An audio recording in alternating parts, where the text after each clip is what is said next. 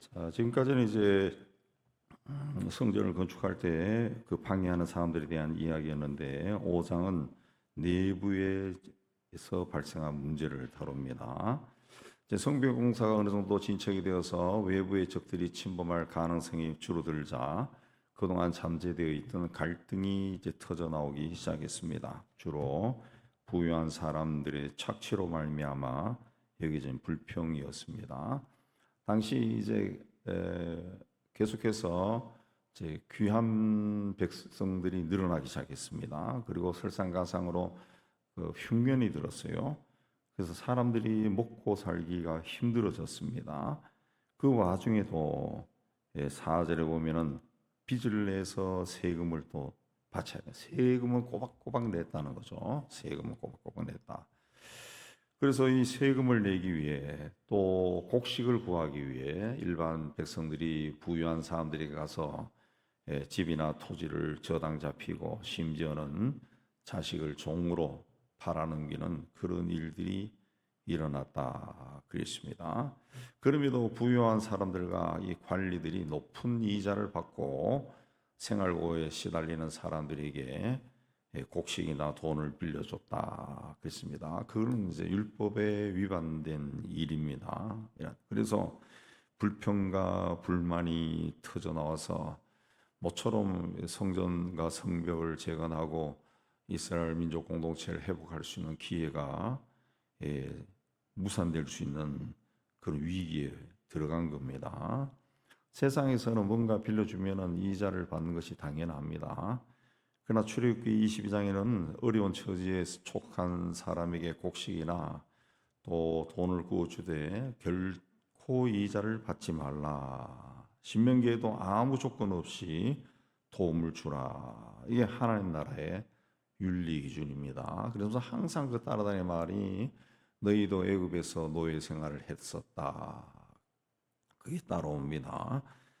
자, 헐벗고 굶주리는 이웃의 고통을 외면하고 영적인 평안과 내세의 축복만을 외친다 그러면은 그건 스스로 위안하는 기도고 스스로를 세뇌하는 기도이지 하나님의 뜻을 따라가는 기도도 아니고 하나님이 기뻐하는 기도도 아닙니다. 아닙니다. 자, 우리 믿음의 사람들은 항상 하나님을 기억하고 하나님은 살아계신 분이다. 그렇게 나가야 됩니다. 근데 이 포로 생활에서 돌아왔는데 어떤 사람은 부자고 어떤 사람은 또 가난하고 빌려 먹어야 되고 뭐 이런 일이 일어났어요.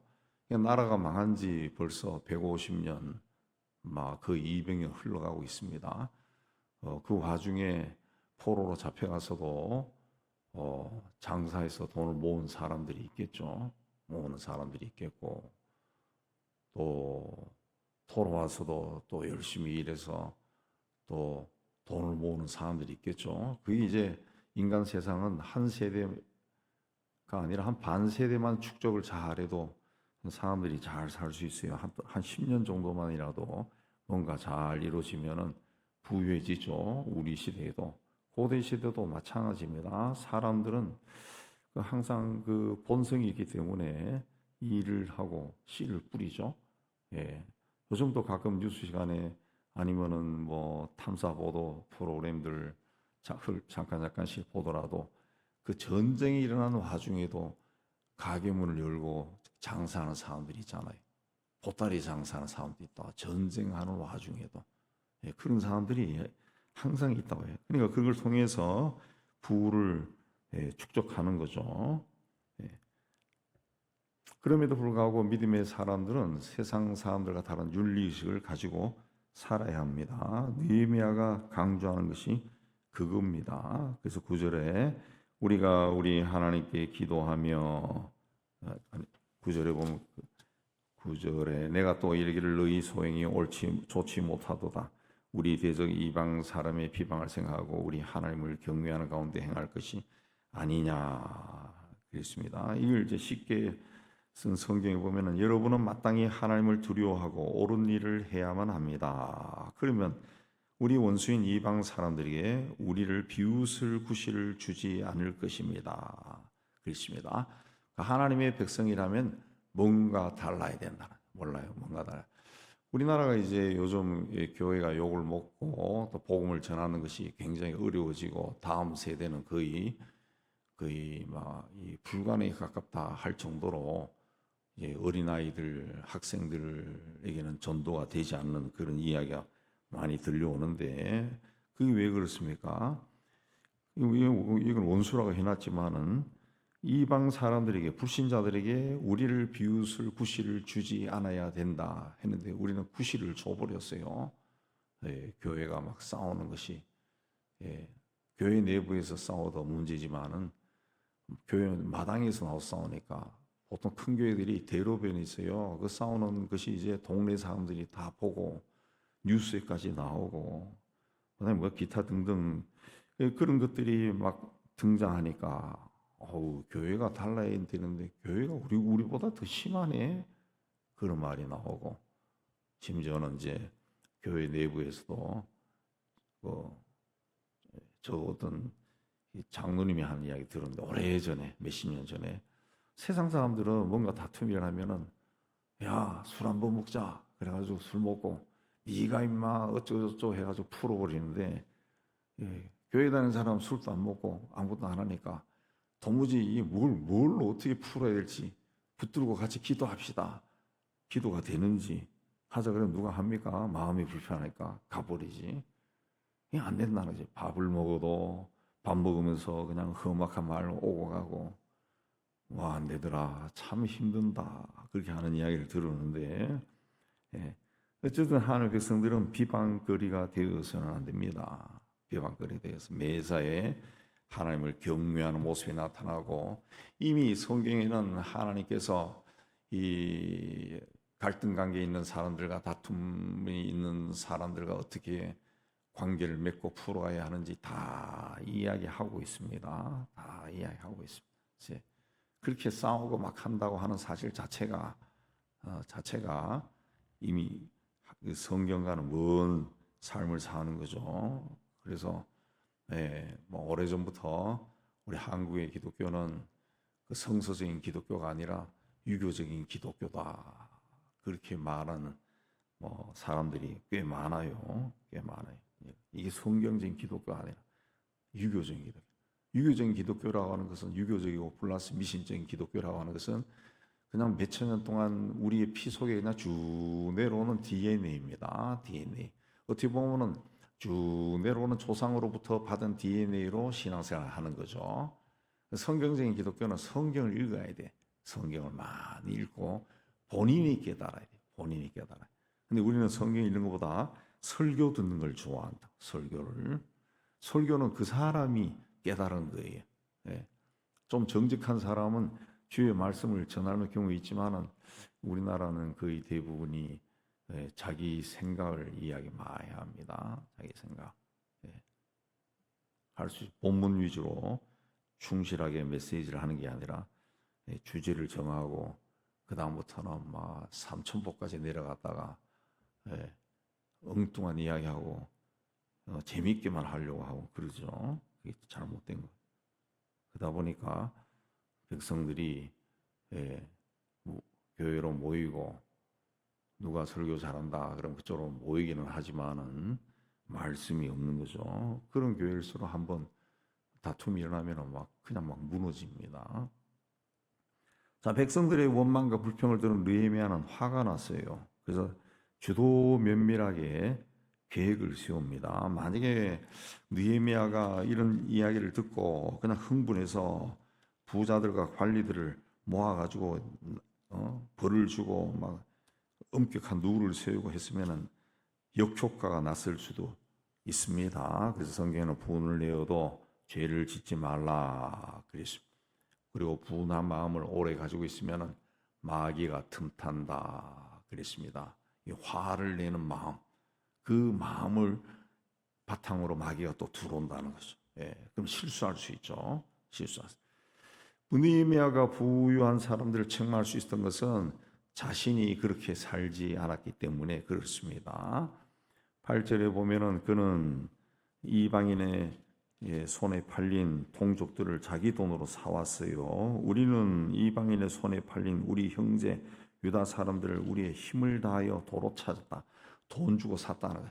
노예 생활하는 사람들을 자기들의 살 수 있는 범위 내에서 많은 사람들을 사가지고 고국으로 돌아왔다 그랬습니다. 그 14절에 보면은 자기가 12년 동안 유다 총독으로 있으면서 정당하게 받을 수 있는 총독의 녹을 임금을 받지 않았다. 고대 시대에는 관리들이 백성들로부터 세금을 걷어서 그 중에 몇 퍼센트를 자신의 임금으로 받았습니다. 근데 그 느헤미야는 그렇게 하지 않았다. 동족들이 부담을 줄까봐 하지 않았다. 근데 15절에 자기보다 먼저 있었던 총독들은 그 백성들에게서 양식과 포도주와 은을 빼앗았고 그들의 종자들도 백성들을 압제했지만 나는 그렇게 하지 않았다. 그랬습니다. 안 했다는 거죠. 왜? 나는 하나님을 경외함으로 이같이 하지 않았다. 하나님을 생각했다. 왜 하나님이 나를 이곳에 총독으로 보내고 이 위대한 성전 재건 사업을 하게 했는가? 그걸 늘 생각하니까 그 하나님의 사람이 똑같은 하나님의 사람들이고 백성들을 착취한다. 그런 거는 생각할 수가 없었던 거죠. 오히려 자신의 재물을 나눠줬어요. 그는 성벽 재건 공사를 위해 온갖 수고를 아끼지 않았습니다. 아끼지 않았습니다.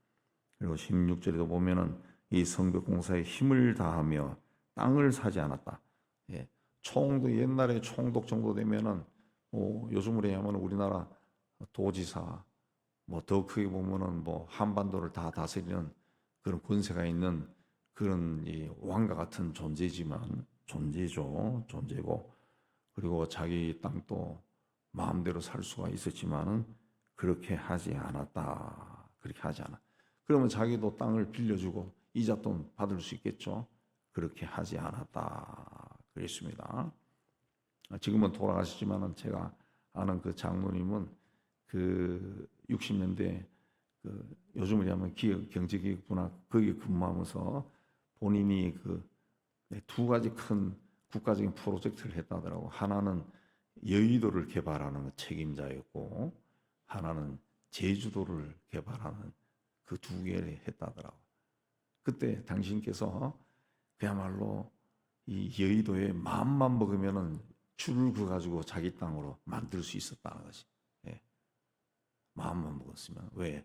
그게 모래 땅이잖아요. 밭이고 그랬으니까. 그냥 마음만 먹었으면 몇천 평 쫙 그 가지고 이거는 내 거 해놓을 수 있었다는 거죠. 그 당시는 다 그렇게 했잖아요. 다 그렇게 했습니다. 근데 그걸 안 했다는 거죠. 안 했다는. 그분이 목사님 아들이에요. 찔려서 그런 거는 찔리더라는 거죠. 그리고 제주도 개발을 하면서 이제 그 목장을 만드는 그런 일을 했죠. 개발할 때도 제주도도 그야말로 마음만 먹으면서 수십만 평을 자기 걸로 만들 수 있어요. 그거 다 항무지였거든요. 다 항무지고 그러니까 안 했다 그러더라고. 안 했다. 그냥 자기에게 있는 것으로 만족했다. 그런 분도 있더라고. 꼿꼿해요. 그 부인 권사님도 목사님 딸이고 6.25 때 그 아버지가 납치됐죠. 납치된.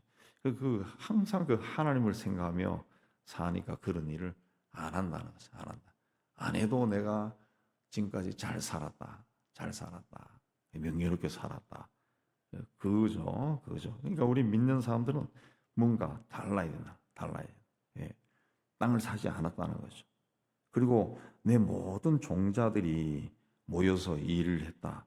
내 집에서 일하는 사람들, 일꾼들이 다 일했다. 그리고 17절에 내 상에는 유다 사람들과 민장들은 관리들입니다. 150명, 또 이방 족속 중에 우리에게 나온 사람들, 이런 사람들이 최소한 150 내지 한 200여 명 정도가 매일 식사를 했다는 거죠. 같이 식사를 했다. 매일 소 한 마리, 살찐 양 6마리를 준비하고 닭도 많이 준비하고 열흘에 한 번씩은 각종 포도주를 갖추었다. 그랬습니다. 그러니까 얼마나 많은 돈이 필요했겠어요. 이렇게 했지만은 내가 총독의 녹을 요구하지 아니하였으면 이 백성의 부역이 중함이었더라 그랬습니다. 어쨌든 느헤미야는 총독입니다. 총독. 예, 고대 시대의 총독은 그야말로 왕과 같은 권세를 가지고 있어요. 어떻게 보면은 재물이 많은 거, 재산이 많은 거죠. 매일 150명, 200명을 그 요즘식으로 하면은 삼시세끼 주려고 그러면 그 돈이 엄청날 겁니다. 엄청날 거예요. 보통 부자가 아니면 그렇게 못할 겁니다. 그걸 1년도 아니고 12년 동안 그렇게 했다는데 12년 동안 굉장한 거죠. 굉장한 거죠. 예. 이런 그 부를 가진 사람이 그 자기의 재물을 그렇게 썼다는 거죠. 썼다. 예. 느헤미야는 그 자신의 삶으로 본을 보였습니다. 자, 정말 하나님의 일을 진심으로 했던 사람이죠. 동생으로부터 예루살렘 성이 다 무너졌다 그 생각 들고 금식하며 울기도 하고 또 기회를 봐서 왕에게 허락받아서 유대의 총독으로 부임하고 그리고 오랜 10년이 넘는 세월 동안 사례비도 받지 않고 오히려 자기 돈을 써가면서 자기 집안의 모든 동생들, 형제들 또 자기 집안의 일꾼들까지 다 동원해서 성벽 재건 공사를 하고 또 모든 사람들을 모아서 밥을 주고 또 이자돈 같은 거는 받지 않고 필요하면 주고 이런 일을 했다는 거죠. 이런 일을 했다. 네. 그 복이라고 하는 것은 그 성경에서 이야기하는 복은 나눠주는 겁니다. 나눠주는 거. 아니 뭐 있어야 나눠주죠. 나눠주면은 하나님이 주십니다. 작은 것이라도 자꾸 나누면은 하나님이 주십니다. 근데 끌어안고 있으면은 그 이상 불어나지도 않고 그리고 점점 줄어들어요. 점점. 그래서 성경에서 이야기하는 복은 항상 나눠주는 겁니다. 나눠주는 거. 우리가 그걸 기억해야 됩니다. 우리는 복이라고 하는 것은 내가 뭔가를 자꾸 소유하는 거, 가지는 거. 여기 있어야 내가 누리지. 그렇게 하는데 그 복은 그게 아니라 나눠주는 거예요. 나눠주는 것이다. 나눠주는 것이 복이다. 복이다. 우리 아랍의 봄 이후에 그 아랍의 그 리비아의 카다피나 또 이라크의 후세인이나 다 죽었지 않습니까? 죽었지 않습니까? 근데 그 사람들이 그 당시 왕정이나 부패한 정권을 몰아내고 다 군인들이었죠. 그 정권을 잡았지만은 그 40년 정도 통치하면서 나라를 완전히 엉망으로 만들고 다른 것보다 그들의 자식들이 그야말로 한 나라의 재물을 다 싹쓸이 하다시피 끌고 모았어요. 그리고 포악한 짓을 굉장히 많이 했습니다. 포악한 짓. 예. 자기 마음에 들지 않으면 데리고 가서 때리고 죽이고 또 길 가다가 이쁜 여자 있으면 다 데려가고 예. 그런 아주 악한 짓을 했어요. 하다가 이제 나라가 망할 때 다 죽었죠. 다 죽었습니다. 예. 이라크 후세인 아들 집에는 가니까 그 세계에서 비싼 그 자동차가 수백 대가 있었다 그러더라고. 그것도 전국에 걸쳐서 몇 군데 창고에. 예, 뭐 페라리부터 해가지고 뭐 그걸 다 자기 탈 수도 없는데 뭐 합니까? 자꾸 이렇게 소유하는 것이 최고라고 생각하는 거죠. 만약에 그가 아버지가 독재자여도 자기가 있는 권력과 부를 사람들에게 나눠주기를 계속 힘썼다 그러면은 아마 이 미군이 이라크를 점령할지도 전쟁도 일으키지 않았을 것이고 후세인도 끝까지 그런 독재를 안 했을 겁니다. 다른 방법을 했을지도 몰라. 결국은 다 끌어안았는데 자기 것이 된 것은 하나도 없고 그냥 비참하게 다 죽어버렸어. 다 죽어버렸어. 예. 그러니까 하도 이제 마지막에 저항하니까 폭탄을 쏴서 그냥 집을 부셔버렸다 하더라고. 부셔버렸. 나중에 이게 진짜 누군가 알 수가 없어가지고 그 뼈다구를 가지고 DNA 조사해서 발표했다 그러죠. 그게 벌써 한 20년이 돼가는데, 그러니까 나눠줘야 돼. 나눠줘야 돼. 하나님은 분명히 아브라함을 택할 때 아브라함을 믿음의 조상으로 택할 때 너는 복의 근원이 되리라. 제가 여러 번 이야기했지만 근원은 샘이라는 뜻입니다. 샘. 복이 막 퐁퐁 솟아나는 샘이 되리라. 그런 뜻이죠. 그러니까 퐁퐁 솟아나니까 그 샘에서 많은 사람들이 맑은 물을 먹고 목이 시원해져야죠. 시원해져야죠. 예. 예. 영월인가 거기 가면은 그 한강과 낙동강에 그 발원지가 있죠. 조그마한 연못이 있는데 그게 내려가면서 어마어마한 강을 이루고 수천만 명이 살잖아요. 우리는 복의 근원이 돼야 돼. 항상 그런 마음으로 지금 나에게 있는 것을 작은 것이라도 나눠줘야 돼. 나눠줘야 돼. 주면 됩니다. 주면은 그게 그 사람에게 아니면 또 한 바퀴 돌고 해서 꼭 필요한 사람에게 가져가는 거죠. 예레미야는 그렇게 이야기했습니다. 나는 15절에 하나님을 경외함으로 이같이 행하지 아니했다 그랬습니다. 그는 하나님의 사명이 뭔지 분명히 알았던 자예요. 그렇게 살았기 때문에 19절에 내 하나님이여 내가 이 백성을 위하여 행한 모든 일을 기억하사 내게 은혜를 베푸시옵소서라고 기도할 수 있었다는 거죠. 우리도 나는 하나님을 경외함으로 이렇게 살지 아니하고 내 하나님이여 내가 이 백성을 위하여 행한 모든 일을 기억하사 내게 은혜를 베푸시옵소서 이렇게 기도할 수 있는 믿음의 사람들이 다 되시기를 주의 이름으로 축복합니다.